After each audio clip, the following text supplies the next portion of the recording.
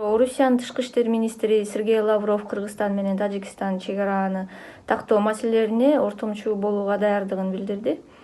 Ушундун өзү эмнени түшүндүрөт деген суроо. Менин оюмча бул эки нерсени түшүндүрөт. Биринчисинен ушу Россиянын чындыгында жана рычаг влияния деп коет го орусча айтканда, ушу таасир эте алгандай бир күчү мүмкүнчүлүгү бар болгондугун билдирет.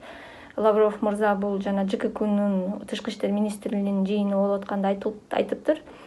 Ошо биз Кыргызстанда, Тажикстандагы ошо ЖККга мүчөбүз. Билесиздер, бул Жамааттык коопсуздук келишим уюму.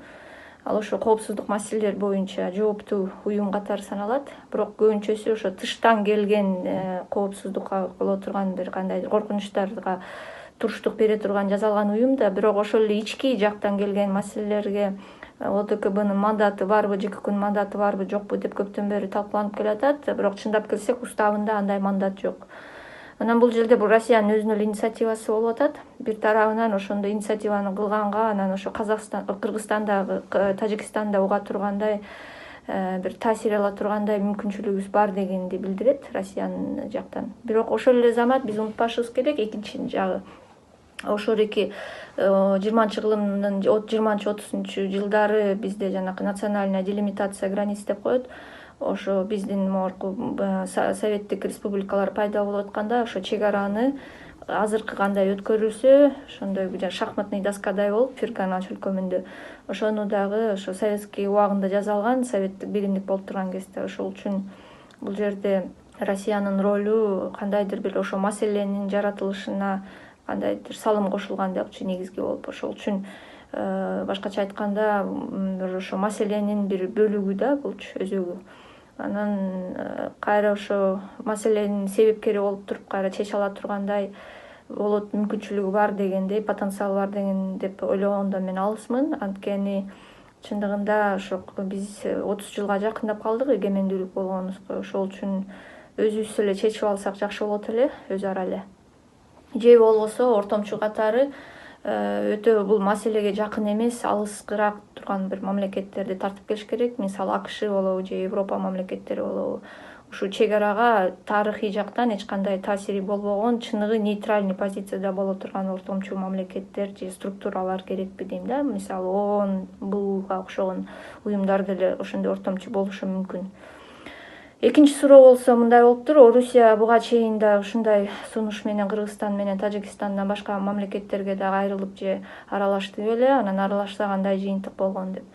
Эми менин билишимче, өзүңүздөр билесиздер, Россия деле ошо СССРден чыккан мамлекет. Анан ошо убагында СССРдин ичинде болгон жанакы административдик чек аралар жазылып атканда деле бир топ тышкы башка мамлекеттер менен бир топ конфликттер болгон. Анткени ал кезде азыркы эгемен болгон мамлекеттер Советский Союздун бир бөлүгү эле да, советский республикалар болгондуктан ал жакта логика башкачараак болчу да. Ошол үчүн азыр эми могорки постсоветтик убакытта Россия, өзүңүздөр билесиздер, ошо Нагорный Карабахта ортомчу болгонго же Приднестровье маселесинде ортомчу болгонго аракет кылды. Бирок ошол эле замат ал жерде болгон жанакы ортомчу болгон комиссиялардын мүчөлөрү Россия эле эмес, дагы башка дагы уюмдар бар, мисалы ОБСЕ же ООНго окшогон. Анткени Россия ошол эки бир тараптуу болуп калабы, мисалы Армения-Азербайжан конфликтинде дайыма эле айтылып келет, көбүнчөсү Армениянын тарабын көбүрөөк жактайт Россия депчи, чыныгы нейтральный позицияда болуп бере албайт депчи. Ошол үчүн азырынча ошо Советский Союз жок болгондон бери Россия кандайдыр бир эффективдүү түр менен ортомчу болуп бир чек ара маселелерин чечип берди деген андай кейстер, андай случайлар жок азырынча.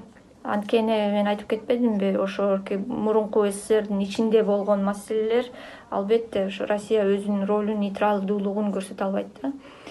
Үчүнчү суроо, Лавровдун бул билдирүүсү колдогондор да болду. Ошол эле учурда мамлекеттин ички иштерине кийлигишип жатат деп сындагандар да болуп жатат.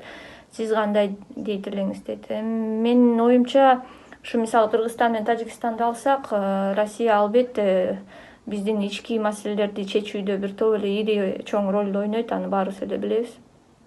Анан эгерде ошо биз эгемен мамлекет болуп, ошо өзүбүз менен өзүбүз чоңоюп дегендей күчтүүрөөк болуп өзүбүз сүйлөшө ала тургандай деңгээлге жетпегенибизди көрсөтүп калабыз да, эгерде Россия ушундай ролду ойносо. Дагы эле баягы Россиядан көз каранды дагы эле Москваны карап тургандай сезим калтырат. Бул туура эмес болуп калат. Анткени азыр деле Россиянын рычагдары абдан көп. Жана айтып кеткен ЖКХ аркылуу же болбосо биздин мигранттар аркылуу Тажикстанда деле ошондой маселе да, көптөрү Россияга барып иштеп, анан Россия жана черный списоктарын көбөйтсө эле уже башкача болуп калат ситуациябызчы. Анан могу коронавирустан кийин деле ошо дагы эле коркунуч бар, ошо Россия өзүнчө да колдонуп кетиши мүмкүн бул жагынан депчи. Анткени биз абдан азыр алсыз болуп турган учурубуз баарыбыздын эле экономика жактан, социалка жактан да. Ошол үчүн менимче бул көп жакшы эмес деп эсептейм. Азыр эле уже көз каранды ички иштерибизге кийлигишип эле келатат Россия, канча мүмкүн болушунча. Анан расмий дагы ошо чек араларды дагы чечкенге ортомчу болсо, биз ошо Россиядан дагы эле көз каранды болуп жатканыбызды дагы бир тастыктап кетебиз деген ойдомун.